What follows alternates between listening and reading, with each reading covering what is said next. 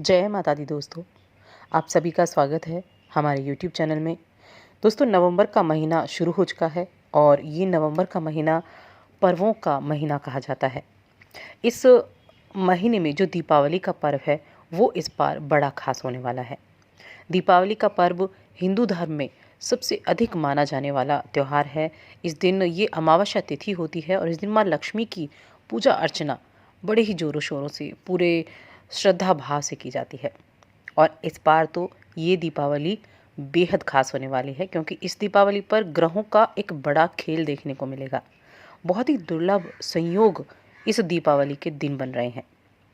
तो वो क्या संयोग हैं, क्या उनसे लाभ मिलेगा, क्या आपको कार्य करने चाहिए, किस तरह से आप इस दीपावली पर इन ग्रहों के संयोग का लाभ उठा सकते हैं, क्योंकि जो ग्रहों की स्थितियां होती हैं वो बेहद मजबूत होती हैं।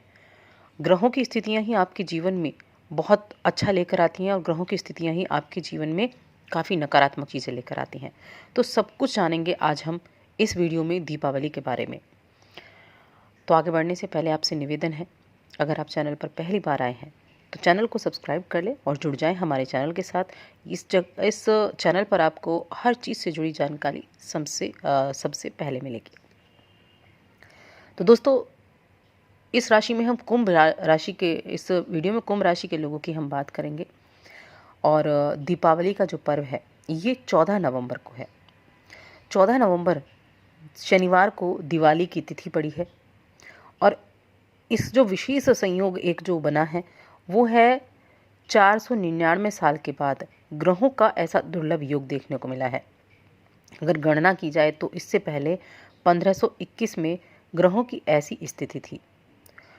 14 नवंबर को देश भर में दीपावली के दिन, जो कि अमावस्या तिथि होती है, गुरु ग्रह अपनी राशि में बैठे होंगे। और देखिए, गुरु ग्रह जो हैं वो धन के कारक माने जाते हैं, धन आर्थिक स्थिति को बढ़ाने वाले माने जाते हैं, क्योंकि ये धन के कारक ग्रह हैं।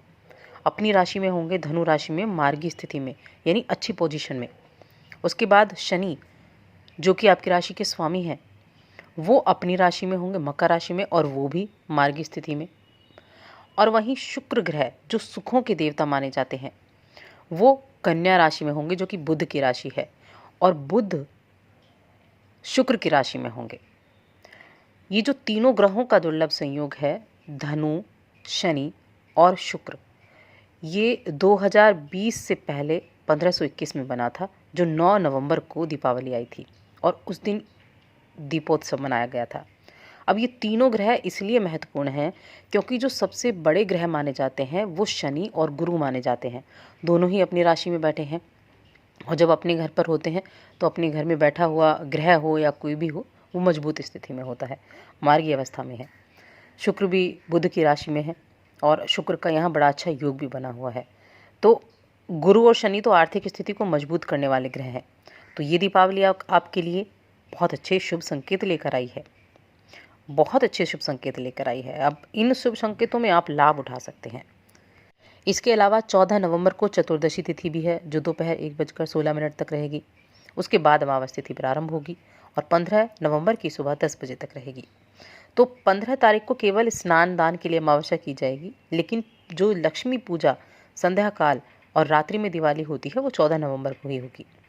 दीपावली के दिन हम सभी को पता है माँ लक्ष्मी की पूजा अर्चना की जाती है। माँ लक्ष्मी के साथ साथ श्री यंत्र की पूजा की जाती है।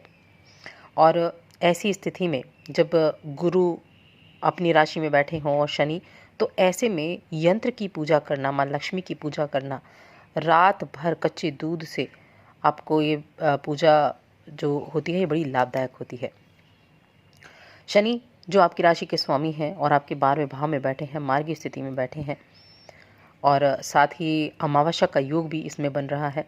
तो ऐसी स्थिति में जब आप तंत्र यंत्र की पूजा करते हैं तो वो तो लाभदायक होती ही होती है, लेकिन महालक्ष्मी की तो पूजा का ही ये दिन होता है, भगवान विष्णु की साथ में पूजा अर्चना का दिन होता है। तो ऐसे में माँ प्रसन्न होती है। ऐसी स्थिति में इस दिन यमराज, चित्रगुप्त, कुबेर, भैरव, हनुमान जी, कुल देवता और पितरों की भी श्रद्धापूर्वक पूजा करना बेहद शुभ होता है।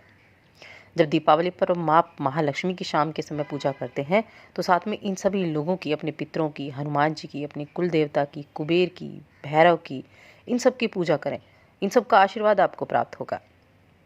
और इस दिन आपको और क्या करना है, दीपावली के दिन इस दिन आप एक टाइम टेबल बनाएं और इस दिन आप एक श्री सूक्त का पाठ जरूर करें।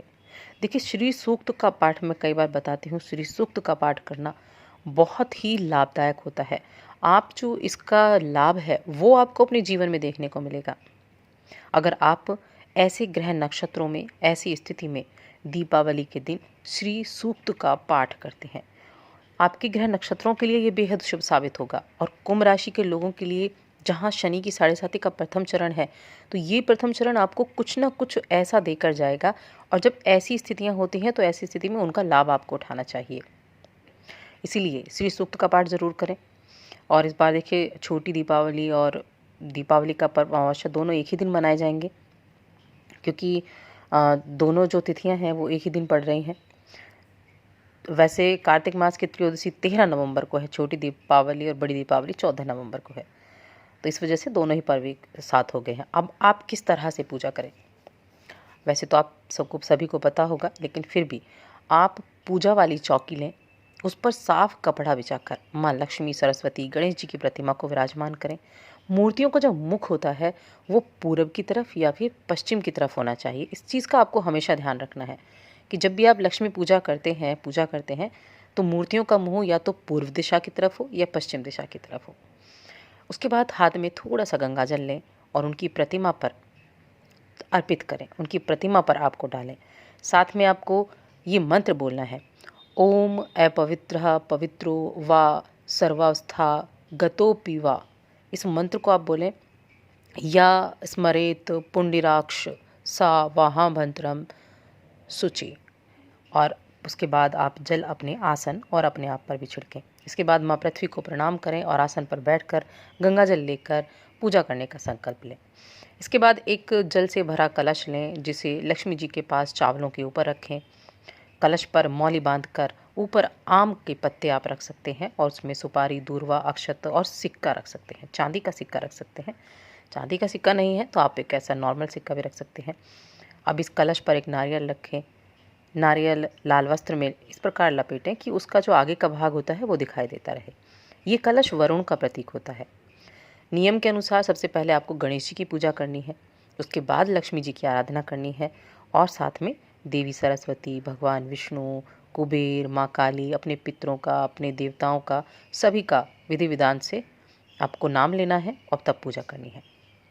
पूजा करते समय आप 11 या 21 सरसों के तेल के दीपक और एक बड़ा दीपक जलाएं और एक दीपक चौकी के दाईं ओर और एक बाईं ओर रख दें। दोनों तरफ दीपक रखना। भगवान के बाईं तरफ घी का दीपक जलाना चाहिए और उन्हें अक्षत, फूल, जल और मिठाई अर्पित करें। अंत में गणेश जी और माता लक्ष्मी की आरती उतारकर भोग लगाकर पूजा संपन्न करें। जब ये 11 और 21 दीपक जो आपने जलाए हैं, इन सभी को अपने घर के जितने भी दरवाजे हैं उन सभी के कोनों पर रख दें। जो बच जाएं उन्हें मुख्य द्वार पर रख दें। इस दिन पूजा घर में पूरी रात एक घी का दीपक भी जलाया जाता है, तो इस दीपक को आपको जलाकर रखना है। बहुत महत्वपूर्ण ये दीपक होता है, क्योंकि ये माँ लक्ष्मी का प्रतिबिंब होता है। माँ लक्ष्मी को दीप की ही संज्ञा दी गई है, इसीलिए एक दीपक पूरी रात्रि आपको घर में जलाना चाहिए। जितना सुशोभित आप अपने घर को दीपकों से करेंगे, उतना माँ लक्ष्मी प्रसन्न होगी। और श्री सूक्त का पाठ करना आप बिल्कुल ना भूलें, बहुत लाभदायक ये आपके लिए इस समय रहने वाला है।